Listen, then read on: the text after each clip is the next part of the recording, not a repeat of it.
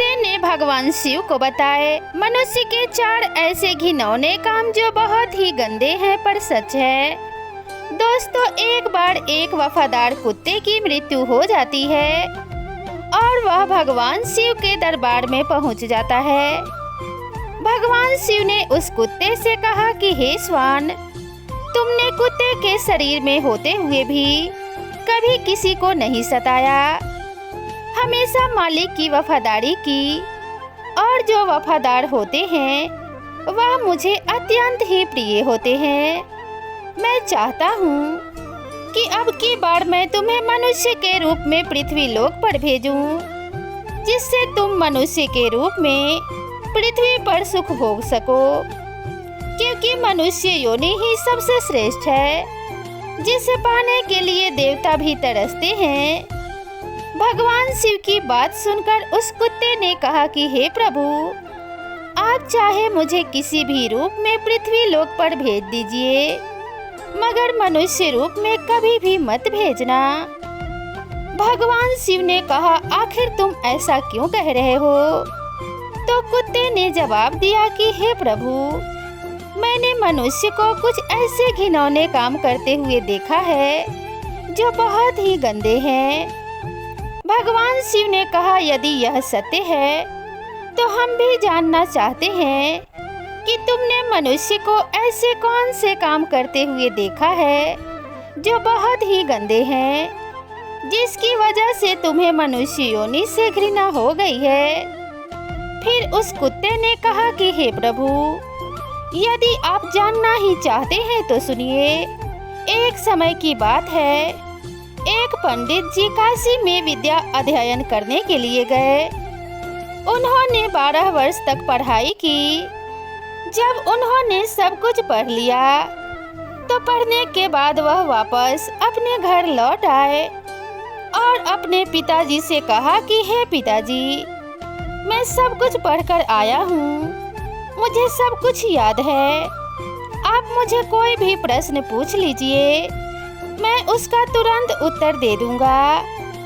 पिताजी कहने लगे, ठीक है बेटा, जब सब कुछ तुम्हें याद है तो मेरे एक छोटे से प्रश्न का उत्तर दे दो। पंडित जी ने कहा, ठीक है पिताजी, प्रश्न पूछिए। तो पिताजी ने पूछा, मुझे सिर्फ इतना बताओ कि बाप के बाप का नाम क्या है। फिर पंडित जी ने सोचा कि बाप का बाप या तो मैंने कहीं भी नहीं पढ़ा, जो किताबें मैंने पढ़ी थी उनमें तो मैंने कहीं नहीं देखा। फिर पंडित जी रात भर किताबें पढ़ते रहे, परंतु बाप के बाप का नाम उन्हें नहीं मिला। पंडित जी के पिताजी कहने लगे कि जब तुम्हें बाप के बाप का नाम मालूम नहीं तो तुमने क्या खाक पढ़ाई की है। अपने पिताजी की बात सुनकर पंडित जी ने कहा, आखिर मैं ब्राह्मण का बेटा हूँ, आप चिंता ना करें, मैं बाप के बाप का नाम ढूंढकर ही वापस आऊँगा, चाहे मुझे 12 वर्ष और क्यों ना बीत जाए। अपने पिताजी से इतना कहकर पंडित जी पुनः काशी के लिए रवाना हो गए। फिर कुत्ते ने कहा कि हे प्रभु, जब पंडित जी घर से काशी के लिए रवाना हो गए तो रास्ते में उन्हें बहुत तेज प्यास लगने लगी। उन्हें पास ही एक घर दिखाई देता है, तो पंडित जी उस घर में जाते हैं और वहां जाकर के कहते हैं, मुझे बहुत जोर से प्यास लगी है, अगर कोई हो तो मुझे पानी पिलाए। तो उस घर से एक स्त्री निकलती है और पंडित जी को पानी पिलाती है। पंडित जी पानी पीते हैं और पानी पीने के बाद उस औरत से पूछते हैं कि यह घर किसका है। पंडित जी की बात सुनकर वह स्त्री कहती है, पंडित जी, आपको यह बात तो पानी पीने से पहले ही पूछनी चाहिए थी कि यह घर किसका है। अब पूछने का क्या फायदा, अब तो आपने पानी पी ही लिया और अब आप पूछ रहे हैं कि यह घर किसका है। तो सुन लीजिए, यह घर एक वेश्या का है और मैं एक वेश्या हूँ। पंडित जी ने जैसे ही वेश्या का नाम सुना तो उन्होंने एकदम से अपने कान पकड़ लिए और कहने लगे, शांतम पापम, मेरे द्वारा पाप हो गया है। मैंने एक वेश्या के घर का पानी पी लिया है। अरे पाप का बाप तो मिला नहीं और एक पाप हो गया। वेश्या कहने लगी, पंडित जी आप आगे कहाँ जा रहे हैं? फिर पंडित जी ने वेश्या को सारी बात बताई और कहा कि मैं पाप के बाप का नाम ढूंढने जा रहा हूँ जो मुझे काशी में मिलेगा, इसलिए मैं दोबारा काशी में पढ़ने जा रहा हूँ। पंडित जी की बात सुनकर वेश्या ने सोचा कि 12 वर्ष जो काशी में पढ़कर आए हैं तो भी इन्हें मालूम नहीं कि पाप के बाप का नाम क्या है और पुनः काशी में पढ़ने जा रहे हैं। जब यह मेरे पास आ ही गए हैं तो क्यों न मैं ही इन्हें बता दूं कि पाप के बाप का नाम क्या है। ऐसा सोचकर वेश्या पंडित जी से कहने लगी, पंडित जी तुम्हें पाप के बाप का नाम मालूम करना है तो तुम्हें काशी जाने की कोई जरूरत नहीं है। पाप के बाप का नाम तो तुम्हें मैं ही बता सकती हूँ। तब पंडित जी कहने लगे, यदि तुम मुझे यह नाम बता दो तो फिर मुझे इतनी दूर क्यों जाना पड़ेगा? वेश्या कहने लगी, ठीक है पंडित जी, मैं आपको पाप के बाप का नाम बता दूंगी, मगर आप बहुत थक चुके हैं। आप इतनी दूर चलकर आए हैं, इसलिए आप थोड़ी देर विश्राम कर लीजिए। तब तक मैं आपके लिए भोजन बना देती हूँ। फिर भोजन करने के बाद मैं आपको बता दूंगी कि पाप के बाप का नाम क्या है। फिर कुत्ता भगवान शिव से कहता है कि हे प्रभु, जब वेश्या ने कहा कि पंडित जी पहले आप भोजन कर लीजिए, उसके बाद मैं आपको पाप के बाप का नाम बताऊंगी, तो पंडित जी कहने लगे कि मैं तेरे घर पर भोजन कैसे कर सकता हूँ? मैं भोजन कदापि नहीं करूँगा। मैंने पानी पी लिया, उसका भी प्रायश्चित कर रहा हूँ। पंडित जी की बात सुनकर वेश्या कहने लगी, कोई बात नहीं, मैं आपको दाल आटा घी शक्कर दे देती हूँ, आप स्वयं बनाकर भोजन कर लीजिए। पंडित जी कहने लगे कि तुम एक वेश्या हो, मुझे तुम्हारे घर का तो सीधा भी नहीं लेना है। पंडित जी की बात सुनकर वेश्या कहने लगी, अगर पंडित जी आप मेरे हाथों से सीधा ले लेंगे तो मैं आपको 10 सोने की मोहरें दूंगी। फिर पंडित जी सोचने लगे कि बाप के बाप का नाम तो पता नहीं कहाँ मिलेगा, यह मोहरें भी हाथ से चली जाएंगी। यदि यह मुझे सीधा दे रही है तो कोई बात नहीं, यहाँ पर कौन देख रहा है, मैं इससे सीधा ले लेता हूँ और अपने हाथों से भोजन बनाकर खा लूँगा। आगे कुत्ता भगवान शिव से कहता है कि हे प्रभु, पंडित जी को इतनी देर तो सीधा लेने में तकलीफ हो रही थी, मगर 10 सोने की मोहरों के लोभ में आकर पंडित जी की सारी तकलीफ खत्म हो गई और उन्होंने वेश्या के हाथ से सीधा ले लिया। पंडित जी आटा घी शक्कर लेने के बाद अपने हाथों से भोजन बनाने लगे।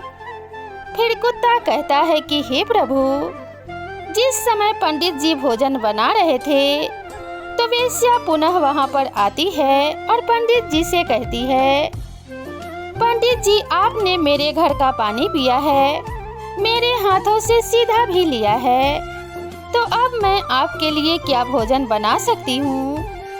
पंडित जी कहने लगे, तू एक वेश्या है, ज्यादा मत बोल, तेरे घर का सीधा सामान ले लिया, यही बहुत है। तेरे हाथ का बना भोजन मैं कभी नहीं कर सकता।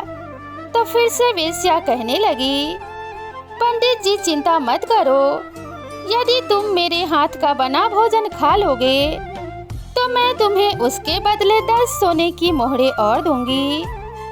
पंडित जी सोचने लगे, यदि मुझे खाना खाने के बदले में 10 सोने की मोहरें और मिल जाएंगी तो मेरे पास 20 सोने की मोहरें हो जाएंगी। पंडित जी ने कहा, कोई बात नहीं, मैं खाना खा लेता हूँ, यहाँ पर मुझे कौन देख रहा है। फिर पंडित जी वेश्या से कहने लगे कि मैं तुम्हारे हाथ का खाना खा लूंगा, लेकिन तुम स्नान करने के बाद ही भोजन बनाना। वेश्या कहने लगी ठीक है पंडित जी, मैं स्नान करने के बाद ही भोजन बनाऊंगी। फिर 10 सोने की मोहरें देने के बाद वेश्या ने पंडित जी के लिए भोजन बनाया। फिर पंडित जी ने कहा बस अब चली जाओ, मैं अपने आप भोजन कर लूंगा। तभी वेश्या कहने लगी पंडित जी, मैंने आपके लिए भोजन बनाया है, तो अब भोजन भी मेरे हाथ से ही खा लो। वेश्या की बात सुनकर पंडित जी कहने लगे, अंगुली पकड़ के हाथ मत पकड़, मैं तेरे हाथों से कभी भोजन नहीं कर सकता, तू एक वेश्या है। तभी वेश्या कहने लगी, पंडित जी यदि आप भोजन मेरे हाथों से खा लेंगे तो मैं आपको 20 सोने की मोहरें और दूंगी।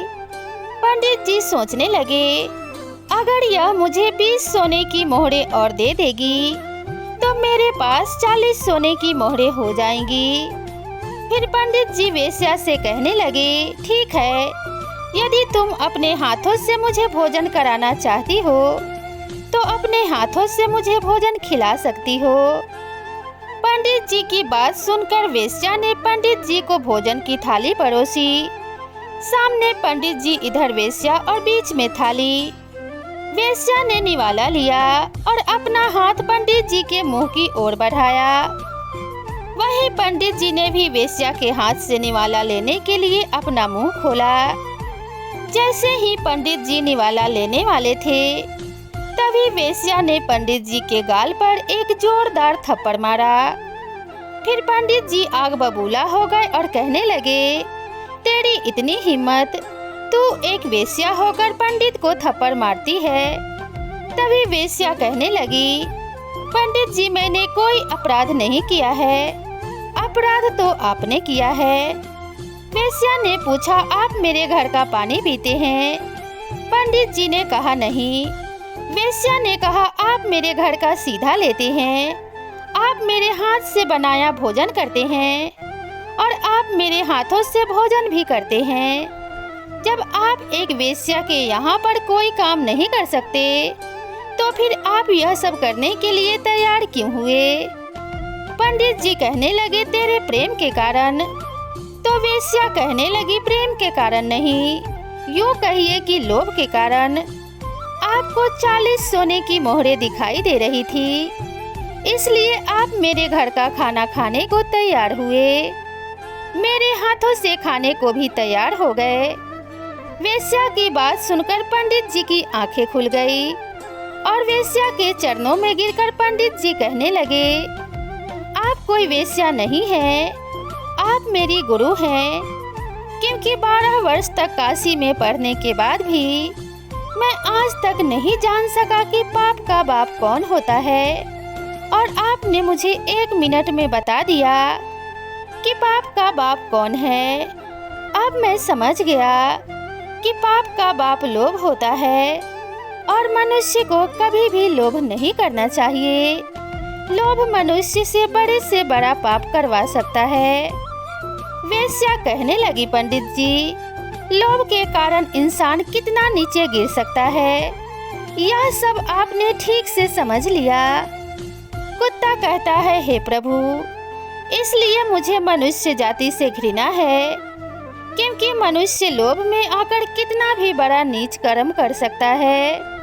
हे प्रभु, अब मैं आपको बताता हूँ कि मनुष्य भरोसे के भी काबिल नहीं होता है, वह अपने स्वार्थ के लिए अपनों का ही खून कर देता है। फिर भगवान शिव कहने लगे, वह कैसे? तो कुत्ता कहता है, हे प्रभु, मैं आपको एक बार की बात बताता हूँ। एक बार की बात है, एक शहर में एक बहुत ही धनवान व्यापारी रहता था। उसके पास मेरे जैसा ही एक वफादार पालतू कुत्ता था। अचानक वह धनी व्यापारी बहुत ही गरीब हो गया और उसे अपने कुत्ते को छोड़ना पड़ा। उसने अपने एक साथी व्यापारी के पास अपने कुत्ते को गिरवी रखकर 10,000 रुपए का कर्ज लिया। और उसने एक नया काम शुरू किया और उसने अपने साथी व्यापारी से कहा कि जब तक मैं आपके 10,000 रुपये नहीं चुका देता तब तक आप मेरा वफादार कुत्ता अपने पास गिरवी रखना, और जिस दिन मैं 10,000 रुपये चुका दूंगा मैं अपने कुत्ते को अपने साथ वापस ले जाऊंगा। ऐसा कहकर वह व्यापारी वहां से चला जाता है। वही कुछ समय के बाद उसके साथी व्यापारी की दुकान में चोरी हो गई और चोर उसका सारा सामान चुरा कर ले गए। वहीं उस वफादार कुत्ते को पता चला कि दुकान में चोरी हो गई, तो वह कुत्ता चोरों के पीछे पीछे गया और उसने वह जगह देख ली जहां पर चोरों ने चोरी का सामान छुपाया था। फिर जगह देखने के बाद वह कुत्ता दुकान पर वापस आ गया। फिर सुबह जब व्यापारी सोकर उठा और अपनी दुकान खाली देखी तो वह एकदम से रो पड़ा। वहीं साथ में उसके घर वाले भी रोने लगे क्योंकि दुकान का सारा सामान चोरी हो गया था। व्यापारी तो रोते रोते बिल्कुल पागल सा हो गया क्योंकि उसकी दुकान का सारा सामान सब कुछ चोरी हो चुका था। लेकिन उधर वह कुत्ता बार बार मालिक का पजामा खींचता हुआ घर के दरवाजे की तरफ भागता रहा, जैसे वह कुत्ता उसके मालिक को घर के बाहर ले जाना चाहता हो। आखिर उसके मालिक के एक दोस्त ने उसको सलाह दी, लगता है कि यह कुत्ता चुराई हुई चीज के बारे में कुछ जानता है, इसलिए आपको बार बार पकड़कर खींच रहा है। हमें कुत्ते के साथ इसके पीछे पीछे चलना चाहिए। फिर ऐसा सोचकर व्यापारी उस कुत्ते के पीछे पीछे चला गया। वह कुत्ता उस व्यापारी को उसी स्थान पर ले गया जहां पर उन चोरों ने उसका सामान छिपा रखा था। फिर उस जगह पर जाने के बाद उस कुत्ते ने जमीन खोदनी शुरू की और भौंकना शुरू कर दिया। यह बताने की कोशिश करने लगा कि सामान यहाँ नीचे छिपा हुआ है। फिर व्यापारी और उसके दोस्तों ने वहाँ पर जमीन खोदी और अपना सारा सामान पा लिया। उसमें से कोई भी चीज खोई हुई नहीं थी, सब सामान वैसे का वैसा ही मिल गया। व्यापारी अपना सब सामान पाकर बहुत खुश हुआ और घर आकर उसने कुत्ते के कान में कुछ लिखकर एक कागज लपेटा और उसके पुराने मालिक के पास भेज दिया।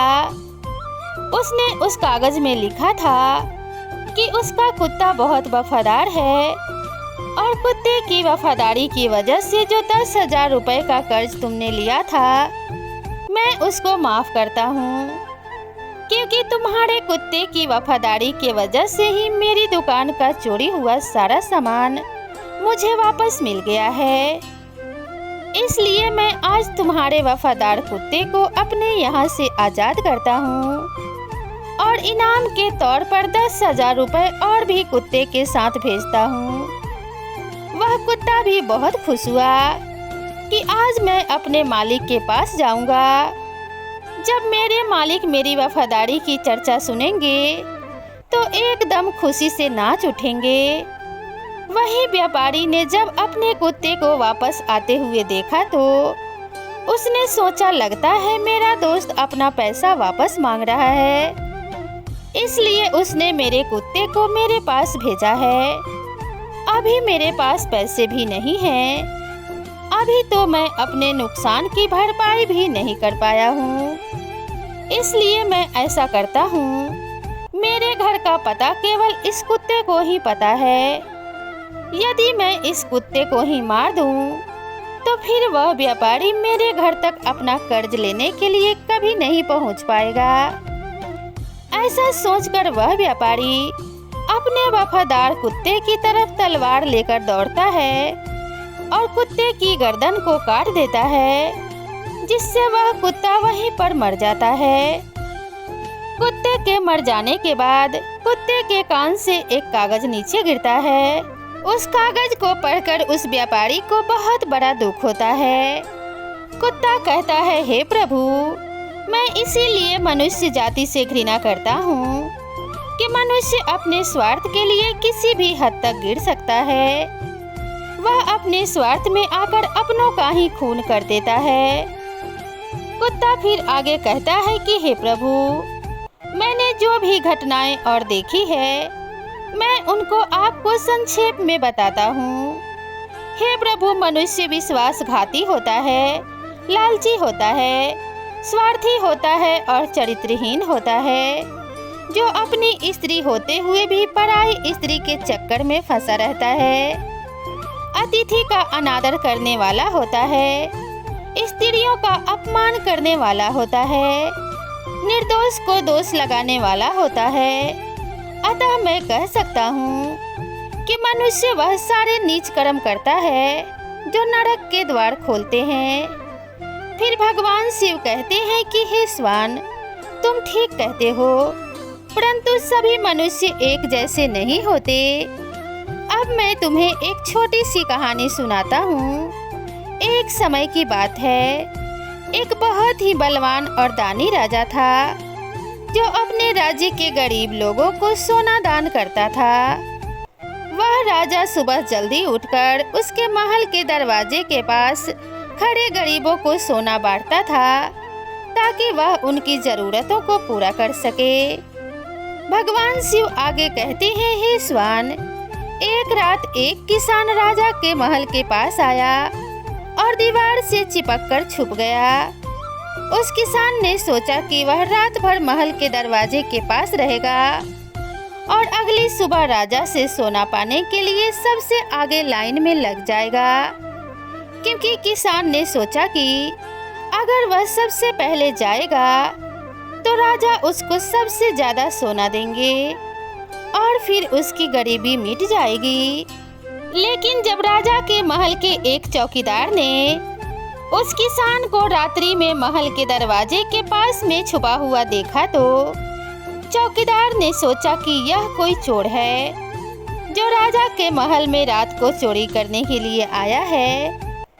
ऐसा सोचकर उस चौकीदार ने उस किसान को पकड़ लिया और उसे महल के नीचे कैद खाने में बंद कर दिया। फिर अगली सुबह पिछली रात का किस्सा सुनकर राजा ने कैद खाने में बंद किसान से बात करने की ठानी। फिर राजा ने उस कैद खाने में प्रवेश किया और उस किसान से पूछा कि तुम मेरे महल में चोरी क्यों करना चाहते हो, जबकि तुम्हें अपने आप को भोजन और कपड़े दिलवाने के लिए सिर्फ मुझसे सोना मांगना था। क्या तुम्हें पता नहीं कि मैं तुम्हें यह सोना खुशी से दान कर देता। राजा की बात सुनकर वह गरीब किसान कहने लगा कि हे राजन, मैं कोई चोर नहीं हूँ, मैं एक गरीब किसान हूँ जो बहुत बुरे समय से गुजर रहा हूँ और मुझे पैसों की ज़रूरत है। मैं एक ज़माने में एक अच्छा व्यापारी था जो बहुत दाने पुण्य करता था, लेकिन फिर अकाल पड़ गया और चोरों ने मेरे मवेशियों को चुरा लिया। किसान आगे कहता है कि हे महाराज, मैं आपके महल में चोरी करने नहीं आया था। मैं तो रात में इसलिए आया था कि किसी तरह सुबह सबसे पहले लाइन में लग जाऊंगा और जब आप सोना बांटेंगे तो सबसे पहले मुझे मिल जाएगा। महाराज, मैं जो भी कह रहा हूँ वह सब सच कह रहा हूँ। किसान की बात राजा के दिल को छू गई और उसने अपने सिपाहियों को उस किसान को कैद खाने से छोड़ने का हुक्म दिया। फिर राजा ने उस किसान को 50 सोने की मोहरें दी, जिससे वह अपनी जिंदगी बना सके। फिर किसान ने राजा को धन्यवाद दिया और अपना सोना लेकर अपने घर चला गया। लेकिन किसान उन 50 सोने की मोहरों से भी संतुष्ट नहीं था। हर रात को वह महल के दरवाजे के पास इंतजार करता था और हर रात को महल के दरवाजे के पास आकर सुबह होने का इंतजार करते हुए सुबह सबसे पहले लाइन में लग जाता और हर सुबह राजा से सोने की मोहरें लेकर जाता था। इस प्रकार 20 सोने की मोहरें वह कई दिनों तक प्राप्त करता रहा। आखिरकार एक दिन राजा ने किसान से पूछ ही लिया कि जब मैंने तुम्हें इतना सारा सोना दे दिया है तो तुम रोजाना मेरे महल पर क्यों आते हो? क्योंकि मैं जानता हूँ कि मैं तुम्हें इतना सोना दे चुका हूँ कि अब तुम गरीब या भूखे नहीं हो। फिर किसान कहता है कि हे महाराज, मैं आपके जैसा बनना चाहता हूँ। राजा कहने लगा, यदि तुम मेरे जैसा बन जाओगे तो क्या तुम इस राज्य के गरीबों की मदद करोगे? तो किसान ने कहा कि हे राजन, यदि मैं आप जैसा बन जाऊंगा तो मैं इस राज्य की गरीबी को ही मिटा दूंगा। उस किसान की बातों से प्रभावित होकर राजा ने अपना आधा राज्य उस किसान को दे दिया और उसे आधा धन भी दे दिया। फिर राजा ने कहा, लेकिन तुम्हें वादा करना होगा कि तुम हमेशा उन लोगों की मदद करोगे जिन्हें तुम्हारे मदद की जरूरत होगी। फिर किसान ने राजा की बात मान ली और राजा ने अपना आधा राज्य और आधा धन उस किसान को दे दिया। भगवान शिव कहते हैं कि हे स्वान, इस प्रकार कई साल गुजर गए और वह किसान बहुत धनवान हो गया। उसने राजा के द्वारा प्राप्त धन से बहुत सारा धन एकत्रित कर लिया और फिर उस राजा से भी ज्यादा उस राज्य के गरीबों को वह धन बांटने लगा। फिर राजा किसान के बारे में यह सुनकर बहुत खुश हुआ कि वह गरीबों की मदद करता है। उसे पता था कि दूसरों को देने में ही दुनिया का सबसे बड़ा सुख है और वह किसान ने भी यही सबक अच्छी तरह से सीख लिया था कि वह भी अपना धन और अपनी खुशियाँ दूसरों के साथ बांटेगा, क्योंकि खुशियाँ बांटने से बढ़ती है और दुख बांटने से घटता है। फिर किसान और राजा दोनों ने मिलकर अपने राज्य से पूरी तरह गरीबी का अंत कर दिया और प्रजा सुखपूर्वक जीवन जीने लगी। फिर भगवान शिव कहते हैं कि हे स्वान, इस कहानी से साफ हो जाता है कि संसार में सारे मनुष्य एक जैसे नहीं होते हैं। जो जैसा कर्म करता है उसे वैसा ही फल प्राप्त होता है। फिर कुत्ता बोला, ठीक है प्रभु, आप मुझे जो भी रूप देंगे वह मुझे स्वीकार होगा। फिर भगवान शिव ने उस कुत्ते को मनुष्य रूप में पृथ्वी लोक पर भेज दिया और उसने धर्म के मार्ग पर चलकर मोक्ष की प्राप्ति की। इस प्रकार से उस कुत्ते का जीवन सार्थक हुआ। तो दोस्तों, आप सभी को यह कहानी कैसी लगी कृपया कमेंट बॉक्स में ज़रूर बताएं। साथ ही अगर आप मेरे चैनल पर पहली बार आए हैं तो चैनल को सब्सक्राइब करना ना भूलें। तो दोस्तों, मिलते हैं इसी तरह की नई और ज्ञानवर्धक कहानी के साथ। तब तक के लिए नमस्कार।